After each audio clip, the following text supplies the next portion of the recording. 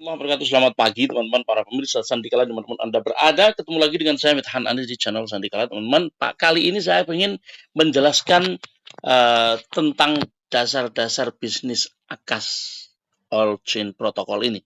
Dasarnya saja dulu. Saya akan, karena ini adalah satu presentasi tentang bisnis ini sampai nanti MP, tapi tidak mungkin saya jelaskan sekali jalan. Saya akan mulai dari ACAS itu apa dulu, gitu ya. Habis itu nanti baru ke MP dan seterusnya di video yang lain. Sekarang ACAS itu sebenarnya apa? ACAS adalah protokol semua rantai publik.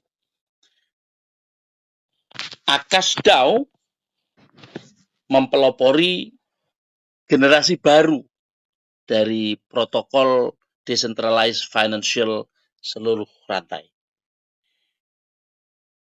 Dalam hal ini, kalau Bapak Ibu mengenal dulu, atau bukan dulu lah, sampai sekarang masih. Sampai sekarang itu masih. Ada misalnya platform-platform Olympus DAO 3.0, ada banyak, salah satunya Origin, ya, ada Oracle, ada macam-macam.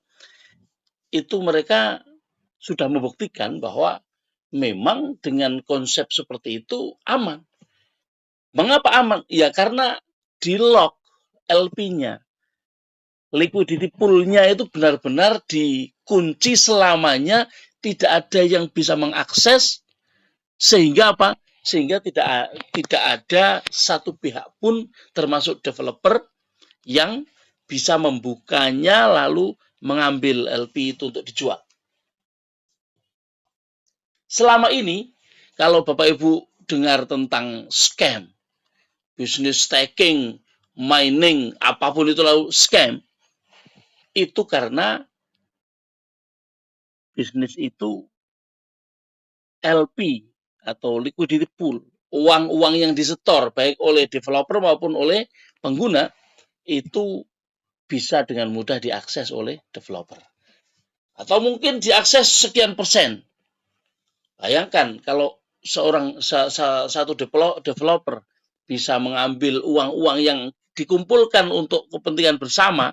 Ini kan kenapa kok disebut kepentingan bersama? Ya karena ini organisasi. Ini adalah decentralized autonomous organisasi. Organisasi otonom yang terdesentralisasi.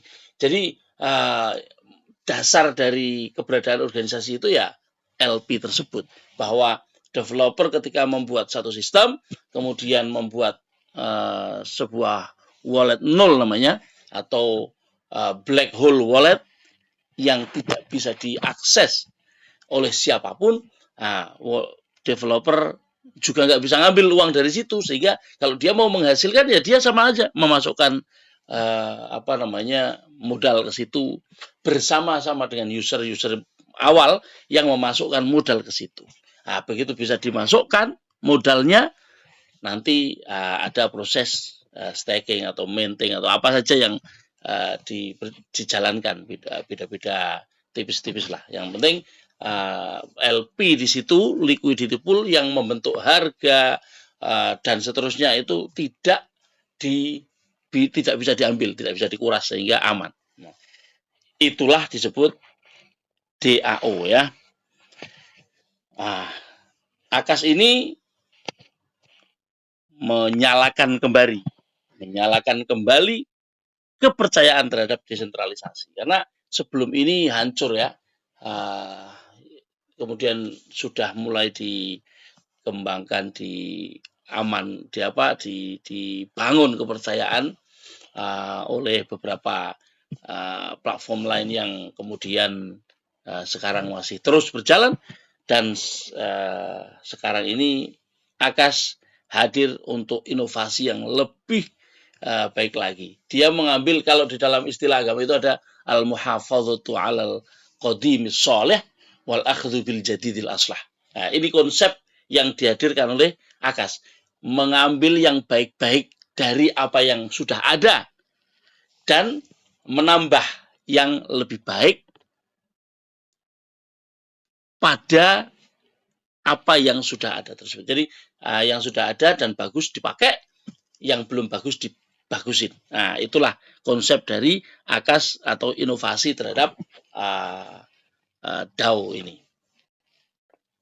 Jadi kalau dulu kita mengenal CEX itu Centralized Exchange ya, yang Web 2. Kemudian kita dikenalkan dengan Decentralized Web 3 ya, Decentralized Exchange yaitu Web 3. Sekarang kita kenal banyak sekali, ada Trust Wallet, ada Metamask, ada Token Pocket, ada Bitget Wallet, ada Tantin Wallet nanti akan muncul September ya, ada Binance Wallet dan seterusnya, ada banyak banget. Itu adalah di dalam decentralized dan disitulah DAO ini bisa dijalankan. Kemudian kita mengenal ada Olympus DAO, sangat terkenal ya, banyak yang menggunakan konsep itu. Ini adalah sebuah konsep ya. Maka kali ini Akas datang untuk menyempurnakan semuanya. Oke, kita kalau cerita tentang Olympus DAO dari 1.0, 2.0, 3.0 itu awalnya ya di 1.0 itu ya kalau staking dapat sendiri, belum bisa berbagi dengan yang lain. Mulai ada yield itu di 2.0, kemudian ditambah di 3.0 ekosistemnya dan lain sebagainya. Seterusnya banyak sekali inovasi-inovasi yang sudah berkembang, tapi kali ini kita mengembangkan inovasi tersebut dengan memulai nanti di kuartal kedua tahun 2025 yaitu bulan Juni. Ini akan di launching tanggal 16 Juni di Hong Kong. Insya Allah saya akan hadir dalam acara tersebut. Inilah Akas DAO, protokol semua chain, semua rantai. Global launch-nya nanti di bulan Juni tahun 2025 tanggal 16. Jadi Bapak Ibu semuanya, nanti kalau kita sudah mempelajari lebih banyak tentang Akas ini, paling tidak kita punya beberapa pengetahuan. Ada beberapa yang bisa saya sampaikan. Jadi